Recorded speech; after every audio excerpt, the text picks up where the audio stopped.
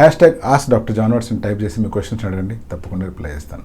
నీలేష్ తివారీ, తల మీద కనుక దెబ్బలు తగిలినట్లయితే లేకపోతే ఏదైనా ఇంజురీ వల్ల కానీ యాక్సిడెంట్ వల్ల కానీ తల మీద కుట్లు పడినట్లయితే అటువంటి ఏరియాలో హెయిర్ ట్రాన్స్ప్లాంటేషన్ చేస్తే సక్సెస్ఫుల్ అవుతుందా?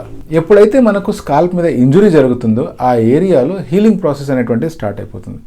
హీలింగ్ ప్రాసెస్ స్టార్ట్ అయిన తర్వాత అక్కడ నార్మల్ స్కిన్ మిగిలి ఉన్న ఏరియా అంతా బాగానే గ్రో అవుతుంది. బట్ ఎక్కడైతే నార్మల్ స్కిన్ లేకుండా కట్ ఫామ్ అయి ఉంటుందో ఆ ఏరియాలో కొత్త టిష్యూ తయారవుతుంది. అది ప్రధానంగా ఫైబ్రస్ టిష్యూ ఉంటుంది. ఫైబ్రస్ టిష్యూ ఉండడం వల్ల దాంట్లో బ్లడ్ సప్లై అయినటువంటిది చాలా తక్కువగా ఉంటుంది అండ్ స్కిన్కి సంబంధించిన అపెండేజెస్ ఏమీ ఉండవు. సో అటువంటి ఏరియాలో ఎప్పుడైతే మనం ట్రాన్స్ప్లాంట్ చేస్తామో ఒక నార్మల్ స్కిన్లో గ్రో అయ్యేంత హెయిర్ గ్రో అవ్వవు, కానీ డెఫినెట్గా మనం ఆ స్కార్ని కనపడకుండా మాస్క్ చేసుకునేంత హెయిర్ ఈజీగా గ్రో చేసుకోవచ్చు. సో మీరు అడిగిన దానికి తల మీద కనుక ఏమైనా ఇంజురీస్ జరిగితే ట్రాన్స్ప్లాంటేషన్ చేయొచ్చా, సక్సెస్ఫుల్ అవుతుందా అంటే ఎస్, ఈజీగా అవుతుంది.